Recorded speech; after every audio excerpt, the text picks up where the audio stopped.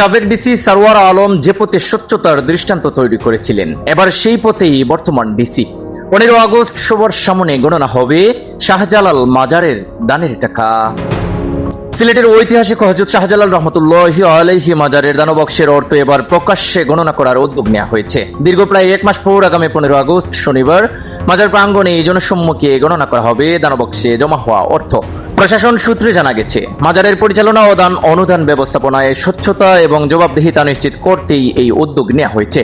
অর্থ গণনার সময় সংশ্লিষ্ট কর্মকর্তা, মাজার কমিটির প্রতিনিধি, স্থানীয় গণ্যমান্য ব্যক্তি এবং সংবাদকর্মীদের উপস্থিত থাকার কথা রয়েছে। এর আগে সিলেটের সাবেক জেলা প্রশাসক সারওয়ার আলম মাজারের দানবক্সের অর্থ প্রকাশ্যে গণনার উদ্যোগ নিয়ে আলোচনায় এসেছিলেন। সেই উদ্যোগকে স্বচ্ছতা ও জবাবদিহিতার একটি দৃষ্টান্ত হিসেবে দেখা হয়েছিল।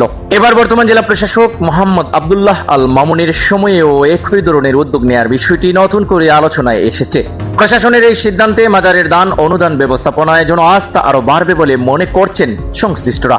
সাধারণ নিয়মে নির্দিষ্ট সময় পরপর মাজারের দানবক্স খোলা হয় এবং সংগৃহীত অর্থ গণনা করে ব্যাংকে জমা দেওয়া হয়। তবে এবার পুরো প্রক্রিয়াটি উন্মুক্ত রাখার উদ্যোগ নেওয়া হয়েছে। 15 আগস্ট সকালে মাজার প্রাঙ্গণে দানবক্সগুলো খোলা হবে। এরপর সংগৃহীত অর্থ প্রকাশ্যে গণনা করা হবে এবং গণনা শেষে নির্ধারিত ব্যাংক হিসাবে জমা দেওয়ার কথা রয়েছে। এখন সিলেটবাসীর আগ্রহ, প্রকাশ্যে গণনায় এবার মোট কত টাকা পাওয়া যায় আর সেই অর্থ কিভাবে ব্যবস্থাপনা করা হয়। স্বচ্ছতা ও জবাবদিহিতার প্রশ্নে 15 আগস্টের এই গণনাই তাই এখন সিলেট জুড়ে আলোচনার কেন্দ্রে।